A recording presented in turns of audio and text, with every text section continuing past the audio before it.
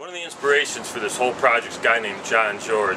John started a group called Blightbusters 24 years ago, and literally 6 days a week he gets volunteers from all over southeastern Detroit, as far away as parts of Canada and even Seattle, Washington, to come in and remove blight, to just clean up the area. Sometimes people are sweeping a broom, sometimes people are painting a wall, right, covering up graffiti. Other times they're physically knocking down houses.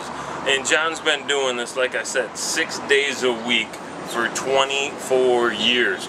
And what I'd really like to see as a result of this 313D Love project is for John George to be a guy that oversees all of the deconstruction that we're attempting to do when we give these people a living wage to go knock down the cracked out and the dilapidated buildings and houses in the city.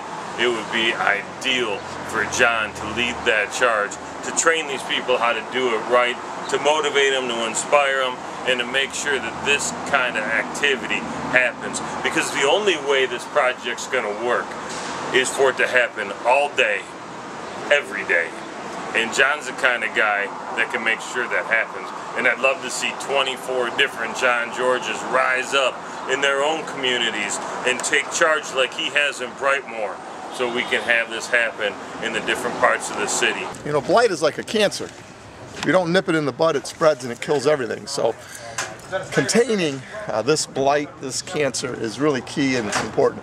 But it also creates a little bit of teamwork, community spirit, pride, and it, nothing works, in my opinion, better than direct action. You know, you can talk about this stuff forever, right?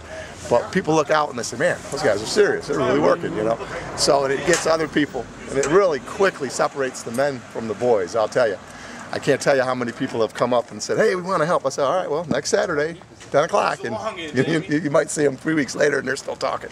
So it's just important to, again, bring everyone together, invite everyone to participate, and contain this negative energy. To allow a child to grow up in and around this is child abuse. It warps their sense of self-worth and of reality. Neighborhoods should not have, this kind of negative energy, and if we can contain it, hit it with a little chemotherapy and keep it at bay until we can get someone to buy the property and really come in and do something significant.